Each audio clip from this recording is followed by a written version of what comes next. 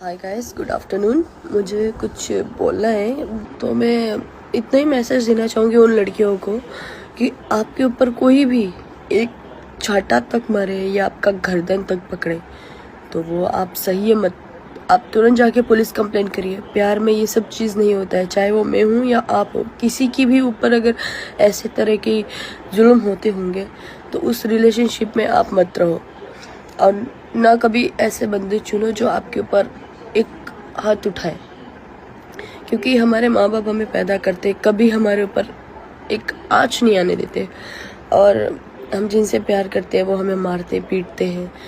तो ऐसा तो प्यार नहीं चाहिए। इससे बढ़िया है कि आप प्यार ही मत करो। तो मेरा यही मैसेज है कि प्लीज़ डोंट ट्रस्ट एनी